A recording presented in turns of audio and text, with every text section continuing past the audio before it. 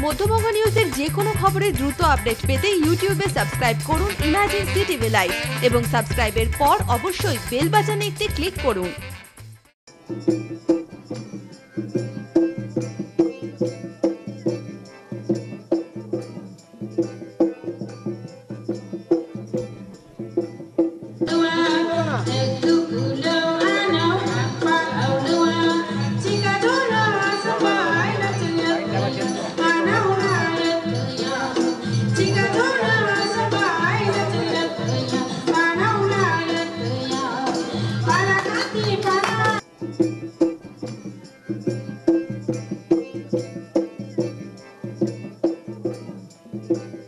প্রকৃতি এবং জঙ্গলের একটি নিবিড় ও ঘনিষ্ঠ সম্পর্ক রয়েছে যাদের সাথে, সেই রাভার দেশের মানুষজন এবার হাজির হয়েছেন মুর্শিদাবাদ জেলার বহরমপুর শহরের মাটিতে। শুক্রবার থেকে কার্যত খাগড়া এলাকার বাবুপাড়া সার্বজনীন দুর্গাপুজোতেই স্বাদ পাবেন রাভা বস্তির। কিন্তু কি তাদের জীবন, কেমনই বা তাদের জীবনযাপন, সবকিছুই তুলে ধরা হয়েছে এই পুজো কমিটির তরফে।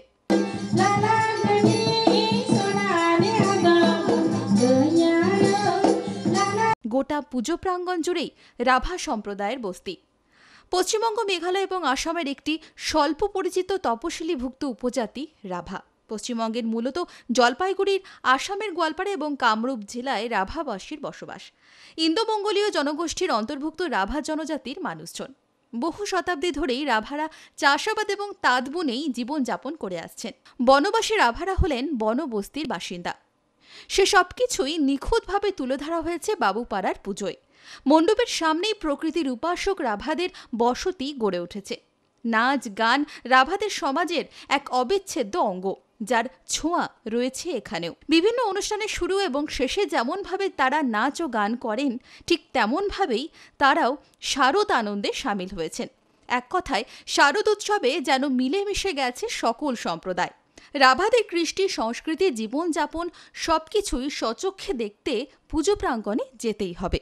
যদি মধ্যবঙ্গ নিউজের এই খবরটি ভালো লেগে থাকে তাহলে অবশ্যই একটি লাইক দেবেন এবং ইউটিউবে ইমার্জেন্সি টিভি চ্যানেলটি সাবস্ক্রাইব করবেন।